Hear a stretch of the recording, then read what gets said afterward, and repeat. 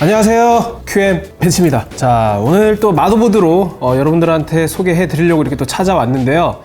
NZXT입니다. 이제 아시죠? NZXT 마더보드 만드는 거. 근데 처음에 NZXT가 마더보드를 만들었을 때 그 Z370을 시작으로 여러 가지 모델이 나왔는데, 이벤트성으로 마더보드도 하나씩 시작하는 건가? 이렇게 생각을 했는데 꾸준히 만들어요. 꾸준히. 그래서 앞으로 라인업을 확대하겠다, 이렇게 NZXT가 저희한테 입장을 밝힌 바가 있었는데 그 의지가 어느 정도 믿겨지는 것 같아요. 자, 그래서 오늘 준비한 제품은 얼마 전에 인텔의 11세대 코어 프로세서가 출시가 됐는데, 네, 여러분들 11세대 많이 실망하신 거 알지만은 어쨌든 보드가 새로 나왔습니다. 그래서 이렇게 NZXT의 N7 Z590 마더보드가 나왔고요. 얼마 전에도 제가 그 NZXT 마더보드 중에 최초의 AMD 플랫폼이었던 B550을 소개해드린 바 있는데, 오늘은 다시 인텔로 돌아와서 인텔 11세대와 조합하는 이 N7 Z590을 지금부터 살펴보도록 하겠습니다. 자, 먼저 패키지고요. 똑같아요. 항상 그래왔던 NZXT 고유의 감성 그대로 녹아있고, 전면에 이렇게 메인보드에 이 딱 정면샷이 그대로 박혀 있습니다. 기타 일러스트레이트나 그런 거 없어요. 전혀 일러스트 그런 거 없고, 그냥 단순히 어떤 심플한 본인들의 컬러와 제품 디자인으로만 승부하겠다, 그런 패키지 디자인이 돋보이고, 그 다음에 이제 측면을 보시면 네, 이렇게 NZXT 로고만 나와 있네요. 별다른 거 없죠. 그리고 보라색, 하얀색과 보라색 조합, NZXT를 상징하는 조합이죠. 그리고 이렇게 뒷면에 보시면 빼곡하게 텍스트가 나와 있잖아요. 어떤 내용이냐면 마더보드의 스펙, 그리고 CPU 소켓, 그리고 포트 구성은 어떻게 되어 있는지 그런 것들이 빼곡하게 나와 있는데, 여기에 한국어는 찾아볼 수가 없습니다. 네, 한국어는 없어요.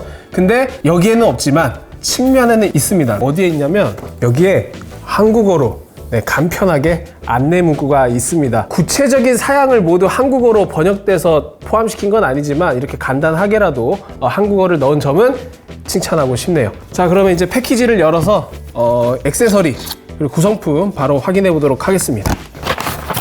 네, 무지박스 그냥 이렇게 있고, 열면은 마더보드 본체 있고, 요거는 잠시 뒤에 말씀을 드리고, 이게 2층 구조예요. 이렇게 마더보드 쪽을 열면은 안쪽에 또 액세서리 쪽. 네, 되게 심플하죠? 별거 없습니다. 자, 뭐가 있냐. 먼저 SATA 케이블 4개를 동봉하고 있고요. 그 다음에 와이파이 연결을 위해서 와이파이 안테나도 이렇게 2개 되어 있습니다. 그리고 이거는 이제 M.2 슬롯 고정 나사고요. 네, 그리고 마더보드 매뉴얼이 이렇게 책 형태가 아니라 종이 인쇄물 형태로 되어 있어요. 그래서 보시면은 이게 종이가 되게 여러 겹으로 뭉쳐져 있네요. 네, 이런 식으로 펼칠 수가 있습니다. 근데 여기 안에 그래도 한국어가 다 있어요. 각 섹션마다 한국어가 다 있어서 이해하는데 어려움이 크게 없을 것 같습니다. 이거 카메라에 보일지 모르겠는데 여기 보시면 중간에 한국어가 이렇게 포함이 되어 있습니다. 사실 매뉴얼에 한국어를 포함하지 않은 경우가 굉장히 많거든요. 그래서 초보분들 입장에서는 안 그래도 어려운 기술적 영어를 영어로 봐야 하면 그 어려움이 더 배가 되는데, 이렇게 한국어를 안내하고 있다는 점은 분명한 장점이겠죠. 잘했습니다, NZXT. 자, 액세서리 살펴봤으니까 이제 본체를 까보도록 하겠습니다. 이렇게 비닐을 벗겨주고요. 역시 이게 바로 NZXT의 N7 Z590입니다. 디자인 정말 예뻐요. 네, 인정합니다. 진짜 예뻐요. 근데 이 디자인 제 탕입니다. N7 Z490 마더보드랑 사실 레이아웃이 변하질 않았어요. 제가 잠깐 자료 사진을 준비했는데 한번 보시죠. 네, 보시는 바와 같이 N7 Z490하고 590하고 아머브의 디자인이나 PCB 레이아웃이 전반적으로 동일합니다. 물론 완벽하게 똑같은 건 아니에요. 왜냐하면 이 Z590에 와서는 전원부가 좀 강화되었기 때문에 일부 컴포넌트도 조금 추가되었고, 그런 차이점이 있긴 하나 전반적인 배치 자체는 동일하다, 이렇게 이해하시면 될 것 같습니다. 그래서 아머브도 제가 봤을 때 서로 호환이 될 것 같아요, 충분히. 그래서 잠깐 비교 사진을 살펴봤고요. 전반적으로 NZXT가 항상 그래왔던 것처럼 화이트와 블랙 이렇게 두 가지 색상 조합으로만 승부를 하고, 이 선도 직선 위주의 이런 느낌을 가져다 줘서 여러분들이 많이 사용하시는 NGXT 케이스, 특히 그 케이스와 조합했을 때 이 둘의 조화로움이 정말로 멋집니다. 심플하고 최신 어떤 디자인 트렌드를 적극 반영하는 그런 기업답게 뭐 디자인은 독보적이에요. 이런 형태의 디자인은 다른 마더보드 제조사에서 찾아볼 수가 없거든요. 그래서 어떤 마더보드의 기능성이나 성능과는 별개로 이 NGXT 고유의 감성 자체가 이 제품의 가장 큰 매력이 아닐까 생각이 듭니다. 네, 이 매력은 당분간 계속 유효하지 않을까 싶네요.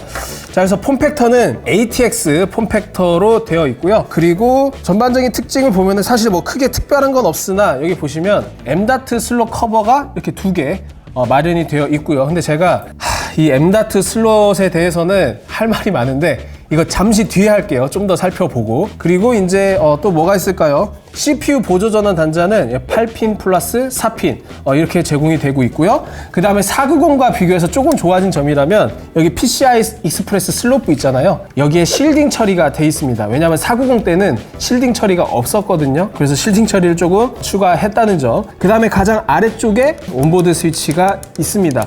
사실 이거 말고도 굉장히 핀 헤더가 많은데 이거는 제가 이따가 직접 분해를 해서 속살이 보였을 때 그때 좀 더 자세히 말씀드리도록 하겠습니다. 그래서 전면부에 아머부가 이렇게 마련되어 있는데 이 아머부는 PCB 보호 차원의 목적도 있고 그 다음에 디자인 측면도 있고 그런데 뭐랄까요, 그 열을 머금고 또는 방열 효과 이런 걸 기대하기는 힘듭니다. 왜냐하면 이게 재질이 알루미늄이 아니라 철이기 때문에 철재는 사실 알루미늄과 비교하면은 방열 능력을 기대하기 힘들겠죠. 자, 이렇게 되어 있고 뒷면은 뭐 별도의 백플레이트나 그런 거는 찾아볼 수 없습니다. 네, 아무래도 뭐 고급형 제품은 아니니까. IO 포트 한번 볼까요? 네, 이게 이제 여러분들이 확인할 수 있는 IO 포트인데 IO 포트는 최신 마더보드가 다 이렇게 생겼잖아요. IO 실드가 별도의 커버 형태가 아니라 이렇게 IO 포트부에 통합되어 있는 형태로 이렇게 설계가 되어 있고요. NGXT도 그런 트렌드를 받아들여서 이렇게 제작이 되었습니다. 그리고 포트를 보면은 가장 왼쪽에 와이파이 안테나 모듈이 있고 그 다음에 조그맣게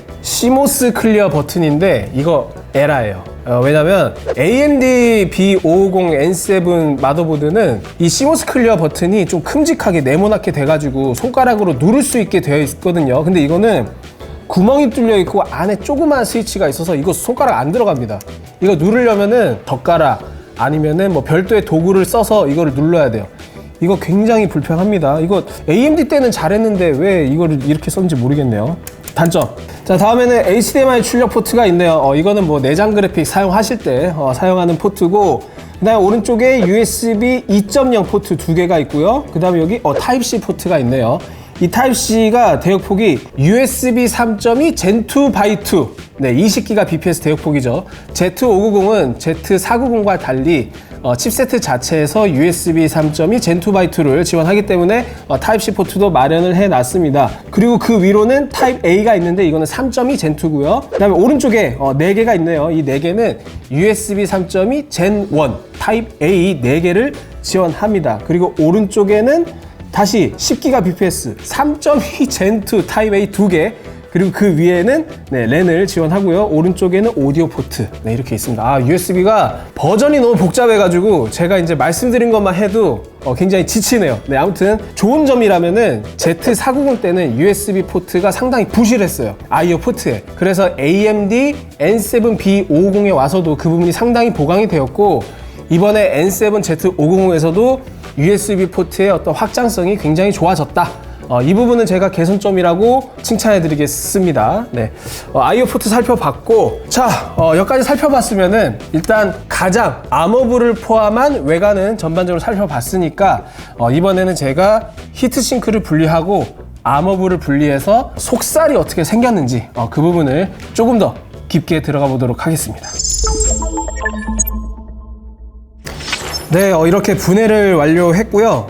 크게 세 부분으로 생각하시면 될 것 같아요. 먼저 전원부 히트싱크가 이렇게 있고, 네, 아머가 이렇게 있습니다. 그리고 이거는 이제 마더보드 본체죠. PCB 이렇게 있고요. 아머부부터 볼까요? 이 아머부는 아까 제가 말씀드렸지만 알루미늄 아니고 철이에요.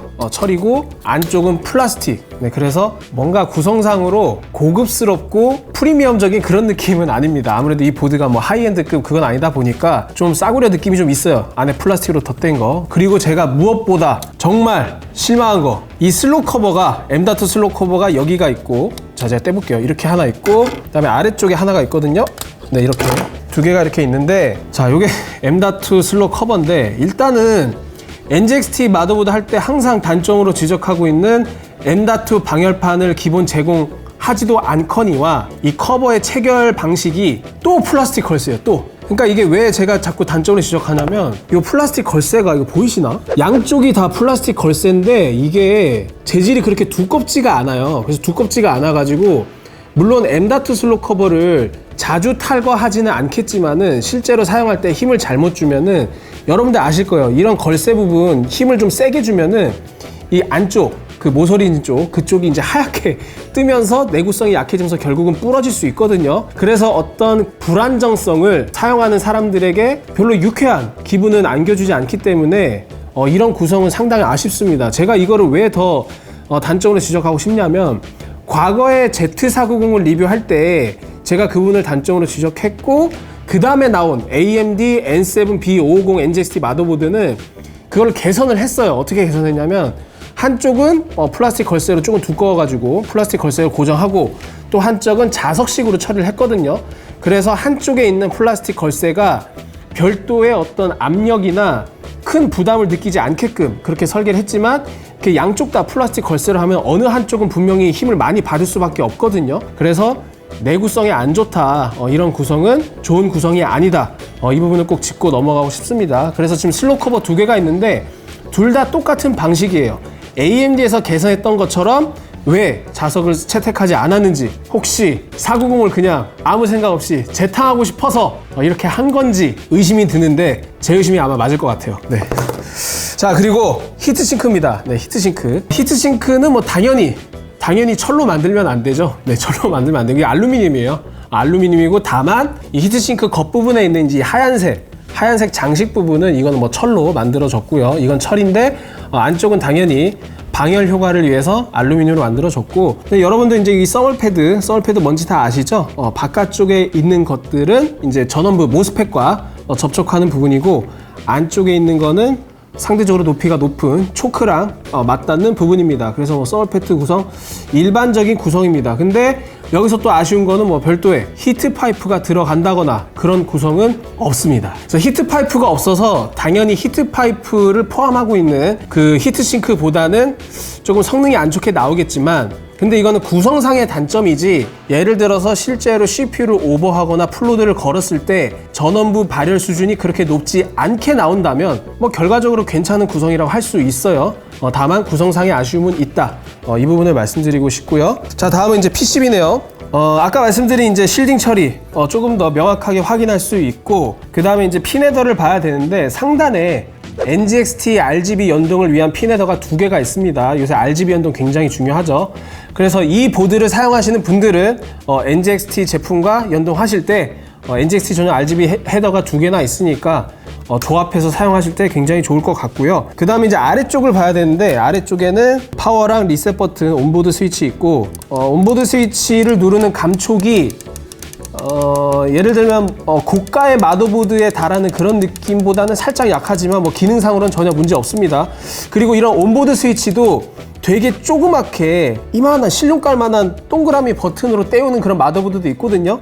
그런 거에 비하면 훨씬 더 좋은 구성이고요. 그 다음에 아래쪽에 시스템 펜 4핀 헤더들이 있고요. 그 다음에 왼쪽에는 USB 헤더, 그리고 또 왼쪽에는 공용 RGB 헤더가 있습니다. 5V RGB 하나 있고요. 그 다음에 12V ARGB 헤더 이렇게 하나씩 마련이 되어 있습니다. 그리고 와이파이를 지원하는데 지금 이 와이파이 모듈이 보니까 인텔의 AX210 NGW 모듈을 탑재하고 있어요. 이거 글씨가 되게 작은데 겨우 봤어요. 제가 좀 더 나이가 많았다면 못 봤을 것 같은데 NGW인데 이게 와이파이 6E 인터페이스랑 그 다음에 블루투스 5.2 버전을 지원합니다. 그래서 모듈 잘 장착이 되어 있고요. 그 다음에 이제 M.2는 아까 말씀드린 대로 여기 상단에 하나, 아래에 하나 이렇게 있는데 이 상단에 있는 M.2 슬롯은 언제 사용하냐? 이 슬롯은 CPU에서 직결되는 레인을 공유하기 때문에 여러분들이 고가의 SSD, 예를 들면 PCI Express 4.0 NVMe SSD를 사용하고 싶다. 그럴 때는 상단을 이용하시면 되겠습니다. 지금 Z590, 그 다음에 11세대 CPU를 사용하면 4.0 지원이 가능하니까요. 그런데 이 보드를 사용하시더라도 만약에 CPU를 10세대를 사용한다. 10세대 호환 가능하니까요. 근데 10세대 CPU는 CPU 자체적으로 PCI Express 버전이 3.0에 머무르기 때문에 그럴 때는 4.0 SSD의 성능을 활용할 수 없다. 이렇게 이해하시면 돼요. 4.0 쓰려면 11세대를 써야 된다. 이렇게 되어 있습니다. 그리고 이거는 LGA 1200 CPU 소켓 지원하고 커버 있고 전원부를 한번 볼까요? 자, 전원부가 기역자 형태로 배열이 되어 있는데요. 이게 페이지 수가 12 플러스 2페이지입니다. N7Z490 당시에 8 플러스 2페이지였거든요. 그것과 비교하면 전원부 페이지가 늘어났어요. 그래서 확장되었고 전원부 페이지가 확장되었다는 건 결과적으로 업그레이드를 뜻합니다. 분명히 좋아진 점이에요. 그런데 사실 이렇게 전원부가 강화된 이면에는 이번에 인텔 11세대 CPU가 그만큼 소비 전력이 높다. 그래서 거기에 맞춘 선택이다. 이런 해석도 가능한 부분입니다. 그리고 모스펫은 비쉐이의 SIC654를 탑재해가지고 이거 드라이버 모스펫이에요. 네, 드라이버 모스펫이라서 뭐 괜찮은 모스펫을 탑재한 거고 커패시터는 이렇게 까만색으로 일체감을 위해서 다 처리를 해놨는데 이거는 일본의 리치콘 FP12K 시리즈 커패시터로 확인을 했습니다. 그래서 12 플러스 2페이지면은 뭐 이게 고급형 모델은 아니지만 여러분들의 어떤 CPU 오버클럭킹에도 괜찮은 성능을 발휘해 줄 수 있는 어떤 최소한의 기본기는 충분히 갖췄다.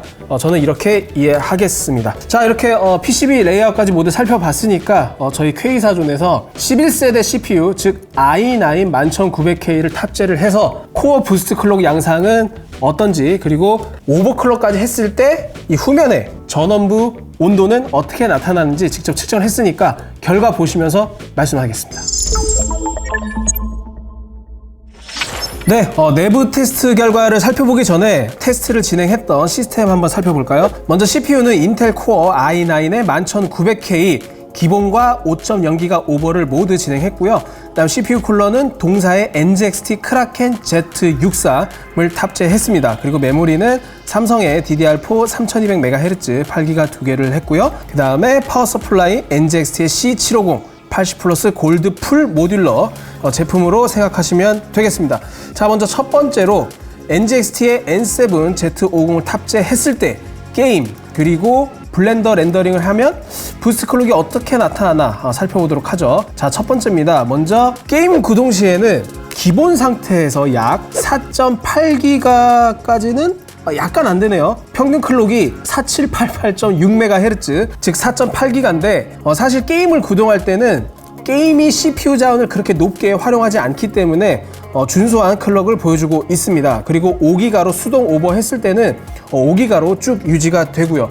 그런데 이 특징이 게임과 달리 블렌더와 같이 모드 스레드를 활용하는 프로그램에선 다를 수가 있어요. 자, 다음은 블렌더 테스트 결과고요. 자, 앞서 살펴봤던 게임이랑은 완전히 다릅니다. 먼저 5기가 오버일 때는 사실 이건 수동 오버이기 때문에 5기가를 그대로 쭉 유지를 해주지만 기본 상태에서는 초반에 4.8기가로 유지를 하다가 잠깐 유지를 하다가 그 후에는 4.3기가 수준에서 왔다 갔다 해요. 그러니까 기본 상태에서는 사실 TDP를 넘어서는 소비 전력을 나오면 안 되니까 TDP 수준에 맞게 CPU 클럭과 전압을 다운시켜주는 그런 결과로 이해하시면 됩니다.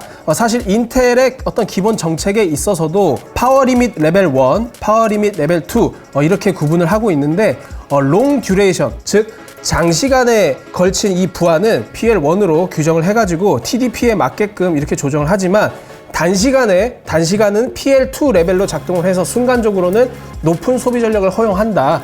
이렇게 이해하시면 되고, 다만 이렇게 클록 유동이 마음에 안 드신 분이라면 오버클럭이 아니더라도 바이오스 화면에서 롱 듀레이션 리밋, 그 다음에 숏 듀레이션 리밋 이것을 최대치에 가깝게 설정을 해주시면 클럭이 상당히 높게 유지될 수 있어요. 자, 다음은 이렇게 설정을 했을 때 전원부 온도는 어떻게 나타나는지 저희가 열화상 카메라를 통해서 측정을 해 보았습니다. 먼저 게임인데요. 저희가 이제 부스트 클럭을 보셨다시피 사실 게임할 때는 CPU를 그렇게 많이 쓰지 않습니다. 그래서 전원부 온도도 낮을 수밖에 없고 기본 상태나 5기가 오버일 상태나 되게 낮아요. 55도가 채되지 않고 최대 52도 정도 나왔네요. 상당히 준수합니다.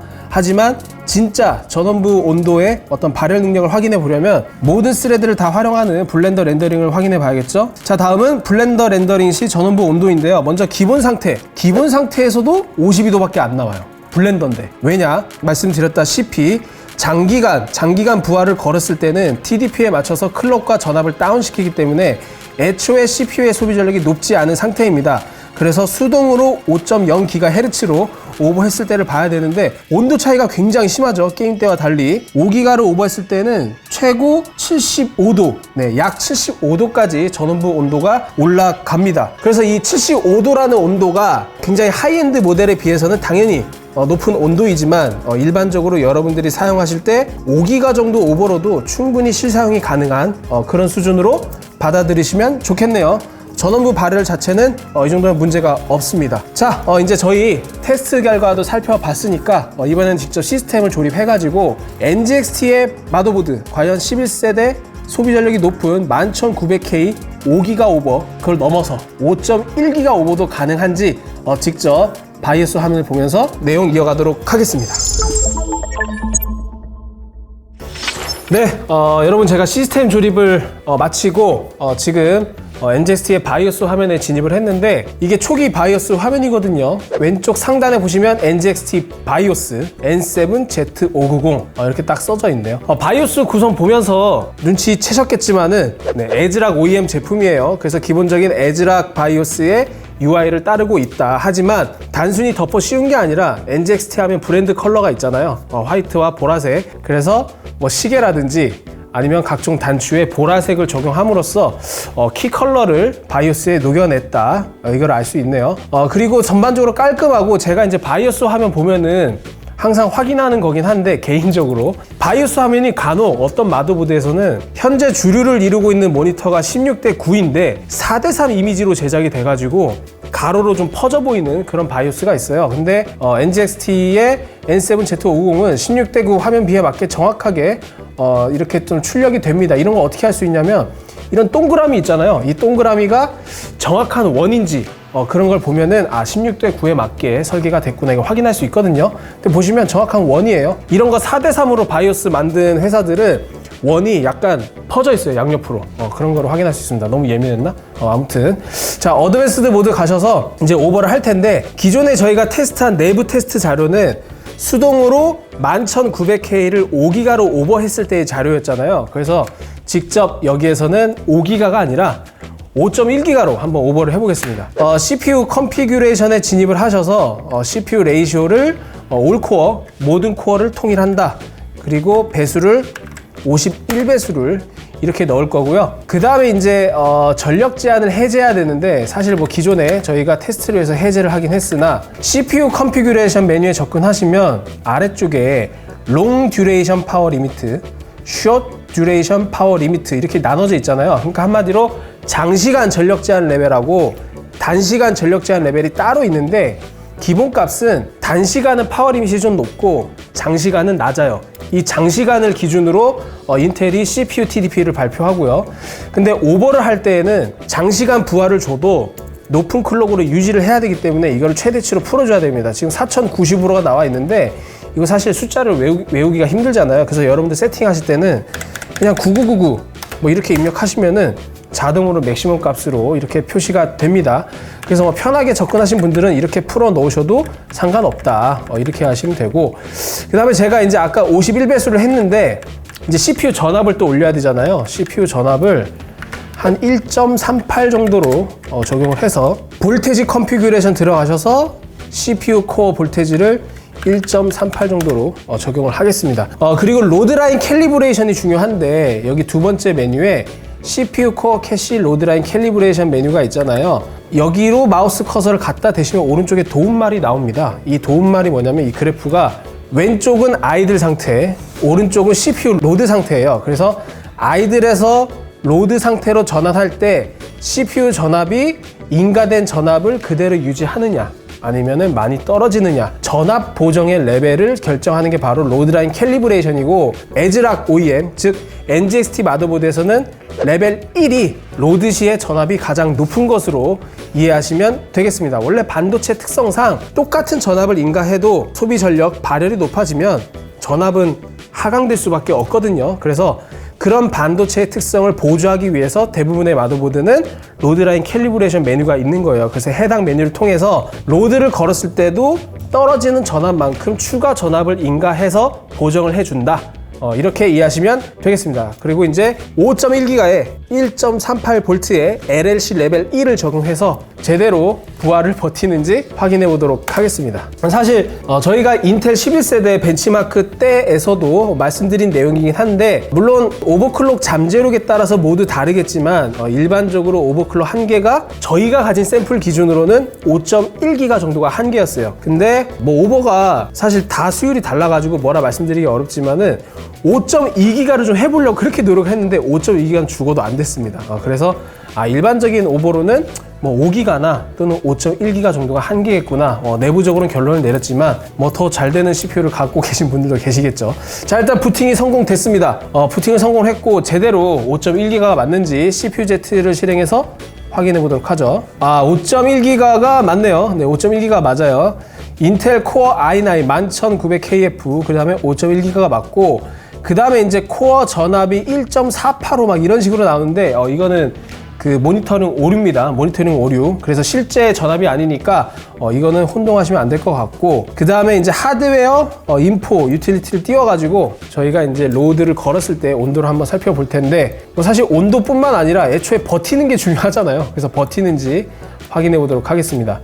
온도에 대해서 좀 말씀드리기 전에, 그럼 CPU 쿨러를 뭘 썼냐 이걸 말씀드려야 되는데, 지금 CPU 쿨러는 저희가 내부 테스트 때는 Z63을 테스트했는데 지금 5.1기가까지 달릴 거기 때문에 NGXT의 일체형 수냉 쿨러 3열짜리를 대동해서 Z73 모델을 탑재했습니다. 자, 블렌더를 실행해서, 이 블렌더가 렌더링 프로그램인데 CPU 스레드를 다 씁니다.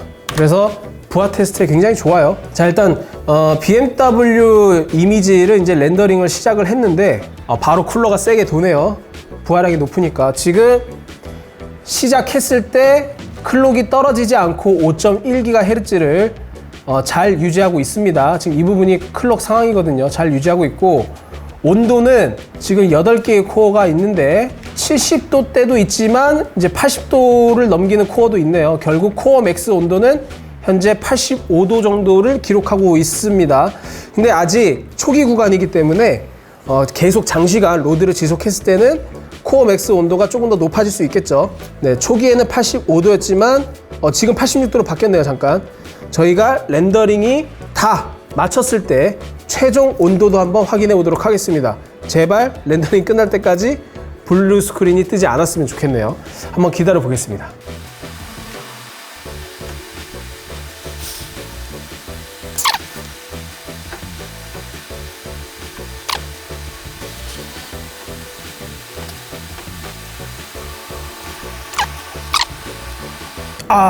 여러분, 렌더링이 끝났습니다. 네, 렌더링이 끝났고, 다행히 물론 안정화라고 할 수는 없어요. 왜냐하면 단순히 블렌더 1회 테스트에 불과하기 때문에 저희가 5.1기가를 안정화 성공했다 이렇게 말씀드릴 수는 없는데, 테스트 관점에서 보면은 어쨌든 1회 테스트를 하는데 최고 온도가 90도가 나왔습니다. 네, 90도.